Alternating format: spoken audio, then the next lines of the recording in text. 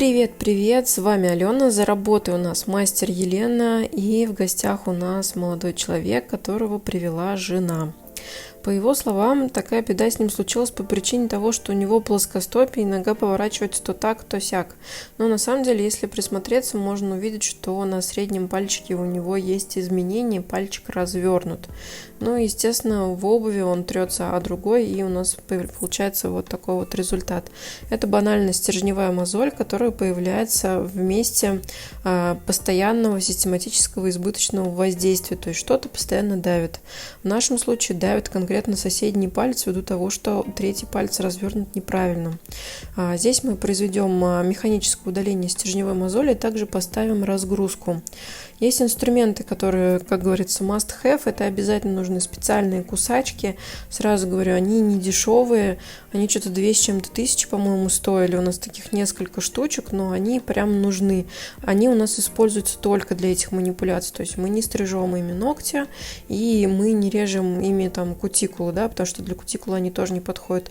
Но для того, чтобы срезать именно стержневую мозоль вот такой вот шляпочкой, они подходят идеально. Также вам понадобится специальный пинцет, и отличие его от, допустим, бровного или ресничного заключается в том, что у него ребристые поверхности внутри, на внутренней части полотна.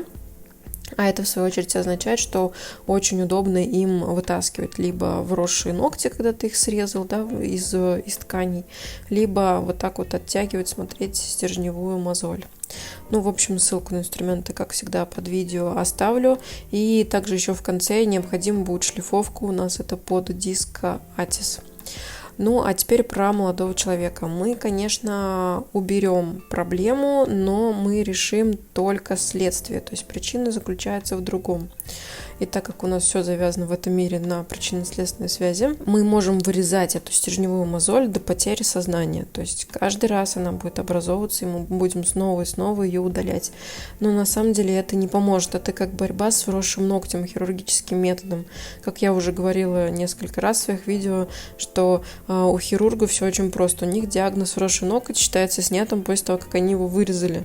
Но никто почему-то не говорит о том, что он будет снова и снова врастать, потому что причина не убрана. И то же самое со стержневыми мозолями. То есть она же образуется по какой-то причине, значит, эту причину нужно убрать. В нашем случае развернутый палец, и повернуть его силой мысли мы, увы и ах, не можем. Поэтому молодой человек был направлен к ортопеду, и тут уже все зависит от него. Если ему действительно надоели постоянные болевые ощущения, и он серьезно отнесется к состоянию своих ног, потому что все-таки это здоровье, и с возрастом они спасибо не скажут. Если он действительно всем этим займется, то тогда у него есть все шансы на выздоровление. Вот, кстати говоря, малыш под диск Atis, он такой небольшой, и мы частенько используем его именно для подобных манипуляций, то есть зачистить что-то такое небольшое, точное. Хотя я видела другие девчонки, там и длину что-то им убирают, и покрытие снимают, и там даже кутикулу срезают, я видела. Ну, может быть, когда-нибудь я тоже такое осилю, но пока мы используем вот в таких целях, и тут он просто незаменим, потому что большим тут особо не залезешь, ну, как-то не с руки получается. И, как видите, после шлифовки Лена обнаружила еще какой-то маленький кусочек и остаточек и решила его дорезать. Это нормальная практика, это не неправильно. То есть, если мы видим, что что-то осталось, нужно это доработать. Также мне часто пишут, зачем вы вырезаете стержневые мозоли. Нормально люди их высверливают. На это хочу сказать, что существует масса техник, и нет правильной и неправильной. Главное, чтобы был результат без вреда. Да, можно высверлить твердосплавной фрезой, можно выстричь, можно, наверное, еще что-то сделать. Пожалуйста, можете даже накидать варианты в комментарии, я с удовольствием почитаю. Но это не значит, что один из этих вариантов истинно верный, а другой вообще еретичен. Нет, конечно.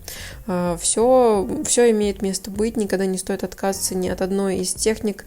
В той или иной ситуации поможет что-то, на что-то не поможет. Поэтому в данном случае мы ее вырезали. И дальше нужно поставить разгрузку, но, видимо, день был загруженный, поэтому Лена просто не успела это отснять, но, поверьте, она была поставлена. Вот еще раз вам демонстрируем пальчик, как он выглядел, то есть он у нас повернут, поэтому привет ортопеду. Ну а с вами была Алена, пока-пока и до новых встреч.